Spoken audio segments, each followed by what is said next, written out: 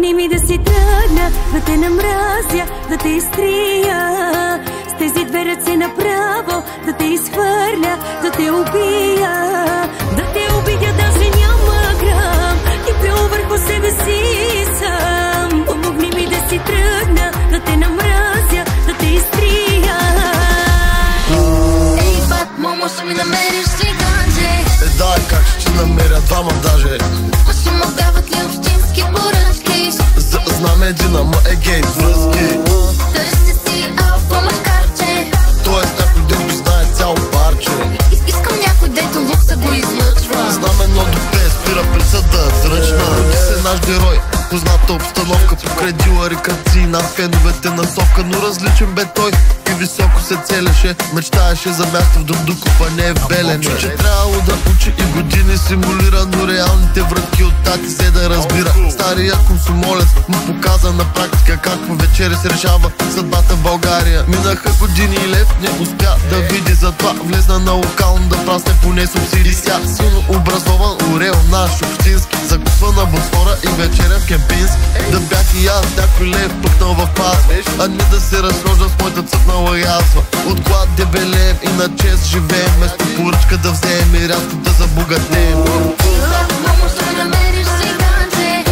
Момо, ще ми намериш циганче. Момо, ще ми намериш циганче. Намеря двама даже. Ти желая да ме забравиш, да те забравя. Бях реалити с тебе, но не изгледа филма до края.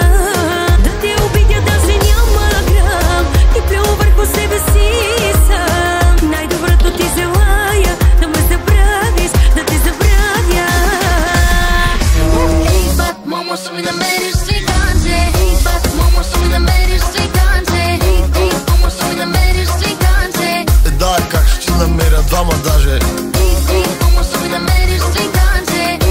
Момо, ще ми намериш циганче. Дай, как ще намеря двама даже. Ма ще му дават ли общински поръчки? Ти си гадна, ма аз те давам задна. Ще те натисна, сега ми падна. Ти ще си искаш пак да си те парна, да си те возя, осъни биш до Варна.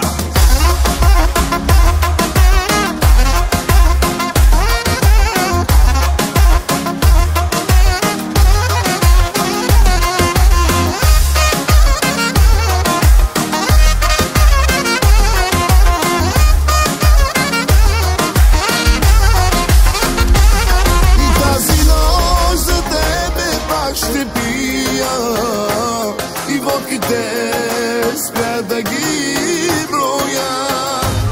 Не искам нищо, само да те видя, да сопиш мила моята душа.